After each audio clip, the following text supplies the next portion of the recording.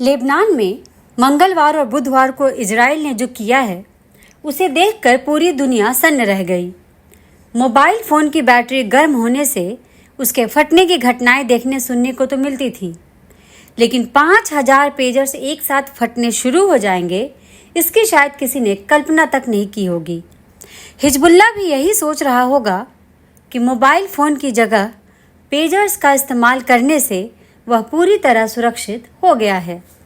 अब उसे कोई या इजराइल ट्रैक नहीं कर पाएगा, लेकिन इजराइल उसके पेजर्स में ही नहीं, उसके वॉकी टॉकी में भी घुस गया। मंगलवार को पेजर्स फटे और बुधवार को वॉकी टॉकी। विस्फोट की इन दोनों घटनाओं में अब तक 37 लोगों की मौत हो चुकी है और 3000 से ज़्यादा लोग घायल हुए हैं। ये आंकड़ा और बढ़ सकता है। इन विस्फोटों से इजराइल ने पूरी दुनिया को दिखा दिया है कि वह क्या क्या कर सकता है और उसकी काबिलियत कितनी है। हर तरफ इन विस्फोटों की चर्चा हो रही है। पेजर्स, वॉकी टॉकी हथियार की तरह इस्तेमाल हुए हैं। लेबनान में जो लोग मारे गए हैं, रिपोर्टों में ऐसा बताया गया है कि उनमें हिजबुल्लाह के कई कमांडर भी शामिल हैं। एक सांसद का बेटा भी मारा गया है। इन हमलों से तिलमिलाए हिजबुल्लाह के चीफ हसन नसरल्लाह गुरुवार की शाम टीवी पर आया और इन हमलों के लिए इजराइल को धमकाया। उसने कहा कि इजराइल ने सारी हदें पार कर दी हैं, इसे जंग का ऐलान ही समझा जाए। उसने कहा है कि इजराइल ने नरसंहार किया है, इसका बदला तो वो लेकर रहेगा। यह अलग बात है कि लेबनान के टेलीविज़न चैनल पर जब वह बोल रहा था तो उसी समय बेरूत के आसमान में इजराइल के फाइटर प्लेन गरज रहे थे और बमबारी कर कहर ढा रहे थे। एक तरफ उसका भाषण चल रहा था तो दूसरी तरफ इजराइल बम गिरा रहा था। दरअसल पेजर और वॉकी टॉकी के विस्फोट से इजराइल ने एक संकेत दिया है।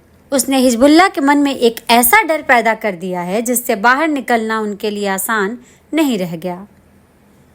कल क्या क्या फटने लगेगा, इसका कोई अंदाज़ा भी नहीं लगा सकता। मान लीजिए कल को television, fridge, AC, microwave, car, solar system, smart watch फटने लगे तो क्या होगा।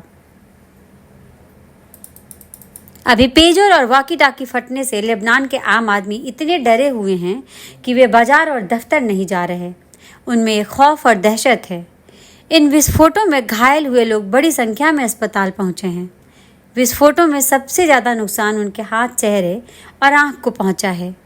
बेरूत के एक सरकारी अस्पताल के डॉक्टर ने बताया कि उसने 25 साल की अपनी सेवा में इतने आंख नहीं निकाले जितने कि उसे एक रात में निकालने पड़े।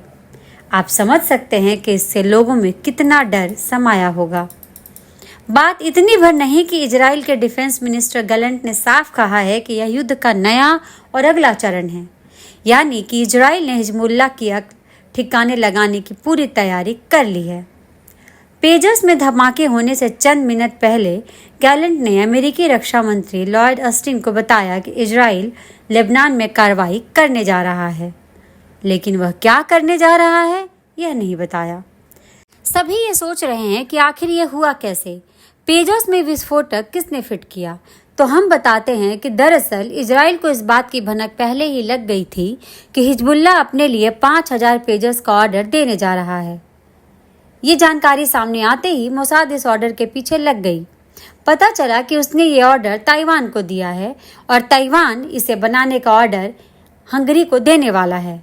हंगरी नाटो का सदस्य देश है। फिर क्या था, इजराइल ने इस ऑर्डर को पाने के लिए छद्म नाम से कई कंपनियां बना दी। इनमें से एक कंपनी को ऑर्डर मिल गया।